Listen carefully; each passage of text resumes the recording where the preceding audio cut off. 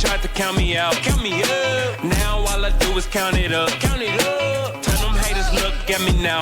Every day payday on my fucking calendar. Hey, I remember when the niggas was down and out. Down and out. Man, ain't nobody try to help me up. They help me up. Man, tell them haters look at me now. Look at me now. Every day payday on my fucking calendar. Hey, hey.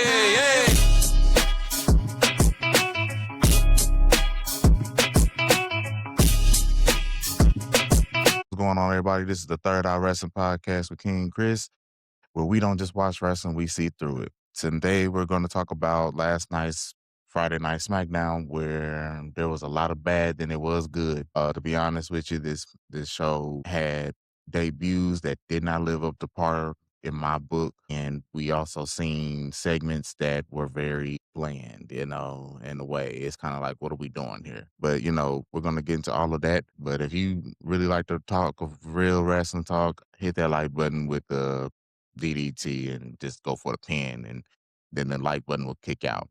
Let's get into it. So first, let's talk about the debut of Ricky Saints. Great idea, really good idea. But him going up against Cody is giving Carmelo Hayes versus Cody Rhodes, and he gave his all in that match, and then all of a sudden came up short. And then after that, we really didn't see much of Carmelo Hayes. So I feel like that's the same thing going for Ricky Saints. But the bad part about that debut was when he said Friday Night Saints. It didn't get no pop because it just didn't sound good. That was like Friday Night Saints. Bro, you can't do that. It's not like Monday Night Raw where people use like, okay, when Chris Jericho first came to Monday Night Raw, it was called Raw is War. Well, Chris Jericho changed it to Raw is Jericho. Okay, great. That's cool. That sounds great. Seth Rollins, Monday Night Rollins. Okay, that's good too. But you never seen anybody come up with their name into the name of the show for Friday Night SmackDown, and him saying Friday Night Saints. You lost me right then and there. That was a very weak promo from Ricky Saints, and that was a bad way to start off your debut. But I hope it gets better for him because we didn't see him in a match with Cody Rhodes. Cody Rhodes did show that he had a bit of hesitance in his ring ability. Ricky Saints pretty much dominated that whole match. Did it make him look good? Yeah, but in my eyes, it didn't mean anything. Your first promo was trash. It was poo. Nobody wanted to hear that. Like you could have came out and just did a small promo to no one, but you came out to Cody Rhodes, and Cody Rhodes is now one of those big time players on the mic, and you messed up. You messed up. Just simple as that. Hopefully that they don't take you down that route that Carmelo Hayes went down, but it is what it is. But we seen Cody come up with the win, honestly, in a dramatic fashion, because again, you didn't think that he was going to win. And then we had Gunther come out and basically, attack Cody Rhodes from behind, put him to sleep.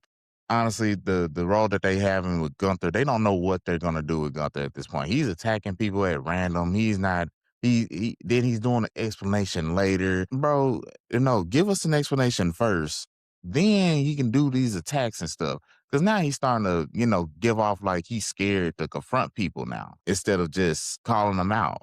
I guess that's where they're going with the ring general. I mean, that don't seem ring generalish to me. But of course we're not going to see him face Cody at Backlash or anything.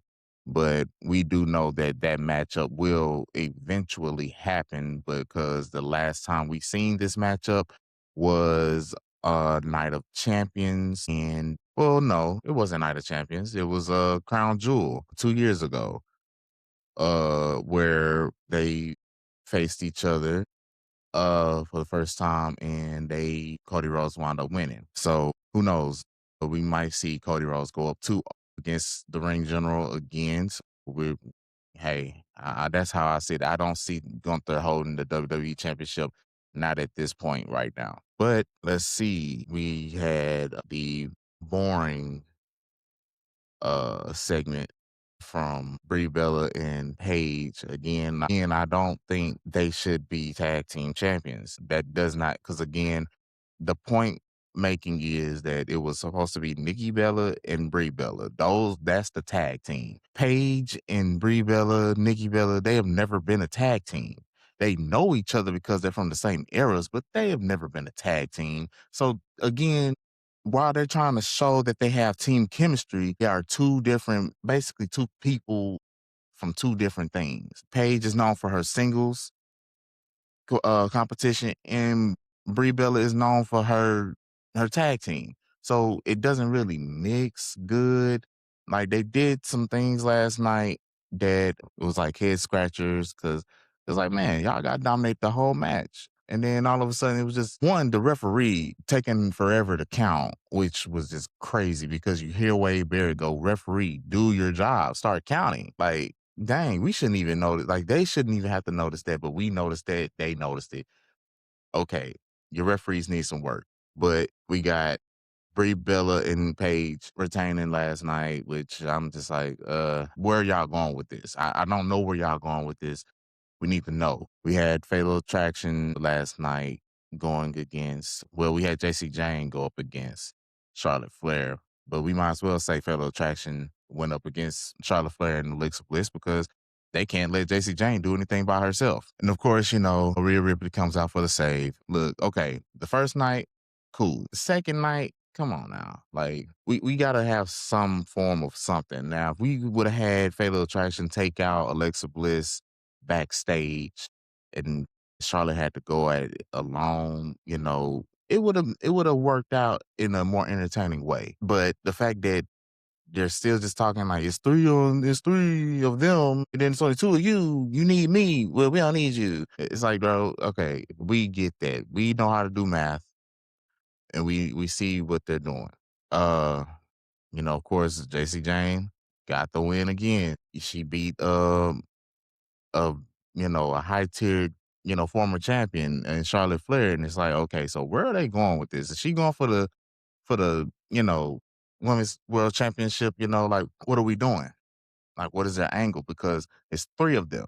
Shouldn't two of them be going for the tag team championships or what? Don't know. We also seen Tiffany Stratton. She's saying that she's going to do a women's open challenge. Not necessarily an open challenge because she chose who her opponent is next week. And it's not Julia and it's not Chelsea Green. It is Kiana James, which in the past couple months, if you think about it, Kiana James has grew as a competitor as more than her managing. She's grew so much as a competitor. Now we're looking at her to get in the ring. Well, this time is going up against Tiffany Stratton for the United States Women's Championship. I'm guessing they're trying to say that we're going to see some tension out of her and Julia. I don't know. I mean, to be honest, it seems kind of bland right now. Like at first it looked cool because Julia had the belt. Now, if Julia was still had the belt and the tension was still there, and then they had Kiana James go up against Julia, then we'd be more interested. But now that Julia doesn't have the belt, now we looking at Julia as what she is. And again, they're not booking her good. She needs to go back to NXT. In my opinion, she needs to go back to NXT. So that's something for us to look forward to next week in Jacksonville, Florida, for Kiana James versus Tiffany Stratton for the United States Championship. So we also had R-Truth and Damian Priest, Team Rise Up, go up against Fraxium. This match was actually pretty good. I don't know. I felt like that I seen a little bit of wear and tear, frustration on R-Truth's face because, in my opinion, we seen R-Truth and we thought R-Truth was a certain age, the way that he was moving, the way he was wrestling and everything else. But now that we know how old he really is, he's kind of trailing into his late 50s. He cut all his hair off. The founder youth has ran dry on him. He's showing his age now. He's moving slower. He's showing a little bit of frustration, a little more agony on his body when he takes bumps. His age is showing. And I get it. Putting him with Damian Priest, someone who's closer to his age, who can move the certain speed that he can move, it blends in. It makes him sit to where, like, when he tags out, it looks as though he's tagging out at the right time. No, really, he's tagging out because he's gotten winded, and you got to pay attention to that. He's gotten winded, and hey, I mean, it's kudos to our truth, man, because again, we take people like him for granted where we'd be like, oh man, he's so old, he needs to stop wrestling. I just said that his age is showing, but I never said he should stop wrestling. But going up against a young team like Fraxium, it wasn't a good move because they're high flyers, they use a lot of speed. You don't know which way they're going, where they're coming from. You got to look down, you got to look up, you got to do somewhere. But, that's just Fraxium. But Fraxium again came up short again because of an overpowered Damian Priest. This time we didn't get no tag team move out of Damian Priest and our truth because they were too fast. They had no speed on their side. They had to use the strength of Damian Priest. And then of course shortly after that match, Solo Sikoa and Tala Tonga came out and ambushed both tag teams and laid grounds that Jacob Fatu is a dead man walking because of what he did to JC Mateo, Tamatonga, and Tongaloa last week. And basically, the Usos coming out, Jimmy trying to play big brother basically was just like, hey, look, that's Roman Reigns' business. After Roman Reigns has got him, you can deal with him later, but this is Roman Reigns' business. We need you to step down, little brother. Now, I feel like in that moment when Jimmy was talking, Solo was kind of listening, like, okay, I see where you kind of coming from.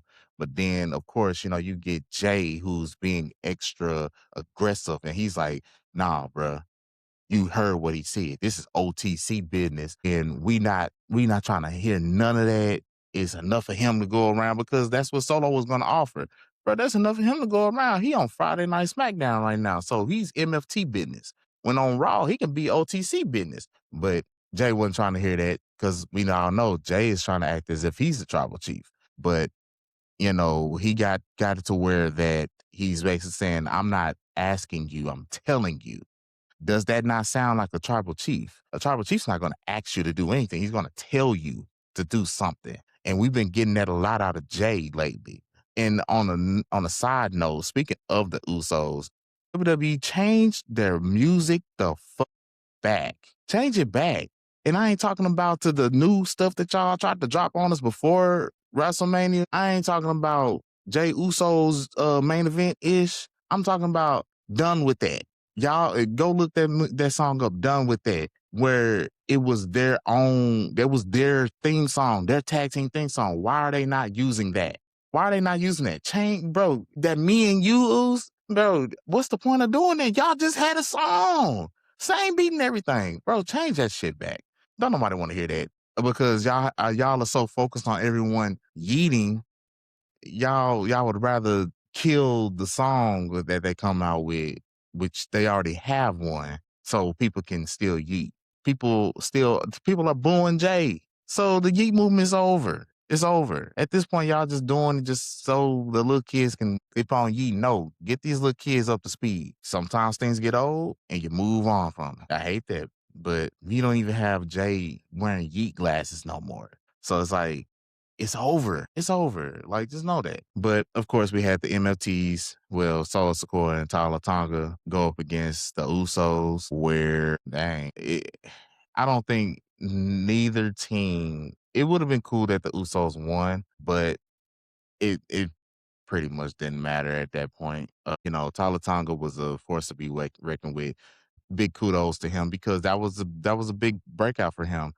And I know I get it. Some of y'all gonna say, "Oh no, it was last week when he was in the Andre the Giant Battle Royal." I ain't talking about that because he's in a faction. He got to know how to work with people, and he actually did pretty good. But of course, that was interrupted by Jacob Fatu, who was actually attacked earlier in the night by Solo and Tala Tonga, where he took out Royce Keys. Where they took out Royce Keys and Jacob Fatu. But he comes out and he takes out Tala Tonga and actually is starting to use the Tongan death grip on, the family, which is from what they have said, which the Usos have said, that is a big no-no. That is a last resort when it comes to your family. You can use it on anybody else, but you ain't supposed to use that on your family. You know what I'm saying? The fact that he did that, that fact that he said that, it made that story more like, So he's not supposed to use it on family? Is Jacob the heel? Is Roman the heel? Who's the heel here? You decide that. You, the fans, decide who's the heel. Y'all do the cheering, y'all do the booing, you know? But we see the little, exchange and, and of course, Jacob tells Jimmy and Jay, tell Roman he gonna see him on Monday. Okay, that's cool. Yeah, we get that. We know we gonna see him on Monday, but bro, we need a little more. Like, are you like what is the story with the Usos and Jacob Fatu? That's what we need to know, because we know behind the scenes they are great cousins, they're proud of Jacob, and they hang out and all that good jazz. But what is the story between Jacob Fatu and the Usos in WWE? That's what we need to know. What is going on right here? Because the Usos aren't attacking Jacob. It's like they kind of like in between. They're like, hey, Roman, don't take dude lightly, man. But then they kind of look at him and they go, man, we kind of impressed by you too. It's two different. I don't know, but I like I said, to right now, I feel as though that the Usos are going to turn on Roman, and it's not going to be in a way of like Roman losing the title or anything. But I feel as though that it's going to be like they're going to think about their family, their initial family, because y'all have to understand the family tree of the Anoa'i family. If you look at the Anoa'i family tree, yes, the reason why Roman Reigns is the tribal chief is because he's an actual Anoa'i. The Usos are Fatus. They were basically blessed into, they were married into the Anoa'i family. The Tongans were basically blessed in, married into the Anawais. So they're not actual Anawais, but we got to understand that there's like 3 different family structures that's making up this dynasty, and they don't have to go by this. So if we looking at this right now, we're looking at a complete family civil war between literally 3 families. And you have one family who's mixed in, which is Solo, who's a Fatu, who's mixing himself in with the Tongans. And we already know the history of the Tongans is they are very dangerous. They're the most dangerous out of the dynasty. The Fatus are more that balance. The Anawais are more, into the culture of things. They hold the structure up. So we don't know how this is gonna go. I feel like the Fatus are gonna band together and it's gonna be just this war. But the bad take that I have on this is okay, we're seeing Sami Zayn again. Why are we looking? We should not be looking at Sami Zayn's ugly mug by himself, cutting a promo with the freaking gingerbread man costume in the ring. And then him beating up the gingerbread costume. Oh my God, he killed the gingerbread man. What is this, a storybook? Bro, don't nobody care about that gingerbread man. And then having Trick Williams act like the gingerbread man is alive is funny, but okay, we've been doing funny for the past 3 weeks now. We need Trick Williams to get serious. Let's get serious here. We called you the gingerbread man because of, derogatory reasons, but why do we keep bringing this up?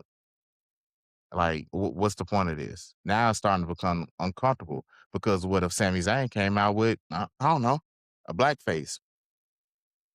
What if he would have came out in blackface or whatever? Well, everybody be trying to come at Sami Zayn's neck, but who knows what they doing with this? So I guess next week we're having a funeral for a gingerbread man costume. I don't know, but yeah, I give last night. I'm gonna be honest with you. I'm gonna give it a D. I could have went without watching that last night. I could have just watched the highlights or whatever on YouTube, and I could have just been like, "This show sucked. I didn't miss nothing. They didn't do anything. They didn't. They're not keeping any aggressive going into Backlash. They're just making some matches on the fly again." I'm like, "Oh no." So I think that we kind of can see who's making the matches, and I feel like TKO is making the matches right now because I guess they want to try to figure out how they can do this to where people don't be mad at them. Yeah, listen, TKO, people are going to be mad at you anyway. So we have some business to discuss for just a second. I wasn't going to say anything about this, but that's not the type of person that I am. So last week I had well actually this past Monday, I posted my episode for Monday Night Raw, and this guy came on and said that I am one of the reasons why WWE is pushing out AI product and having all this goofy stuff going on right now. Let me tell you something. And I want y'all to understand this. WWE does not run through me. I've been watching WWE for over 30 years. Just because I like something doesn't mean that he listened to what I heard, what I said, and said, hey, he said he liked this. Let's do this. No, I like entertainment. I like wrestling too. I like wrestling and entertainment. What does WWE stand for? Hold on. It stands for what? World Wrestling Entertainment. That's what it stands for. That means that it's going to entertain some and it won't entertain some other people. Just because you don't like the product and I say that I do, doesn't mean that I'm the problem. That just means that you're mad that WWE isn't listening to your piss poor idea. And you're sitting at home pointing the finger that you scratch your butt with at people saying, you're the reason why they're doing this. Okay, well, guess what? If you don't like the product, change the channel then. Go look at something else. Go look at college basketball and try to post on here and get like 8 views in 8 years. Yeah, go do that. Because you're not going to come here and try to say that I'm doing anything bad. I'm giving my honest reviews. You don't have to listen to it, bro. So what I won't do, I will give people leeway. You can say, look, it's a freedom of speech, man. You can say whatever you want. But when I give you a response, that's it. If you're not going to look at my perspective of going, okay, well, yeah, this is his stuff. This is what he's reacting to. This is what he's saying. Then don't comment again. You comment again, then I'm going at your neck. You know what I'm saying? Because that's the type of person that I am. Like I said, I wasn't going to say anything about that because I felt like dude didn't need no shine on my shit. But I'm gonna make you famous, boy. I'm not even gonna say your name, but I'm gonna make you famous. Understand that. But next week, Monday Night Raw, I will be posting my review on Monday Night Raw next week. You guys be smooth. I'll see y'all next week.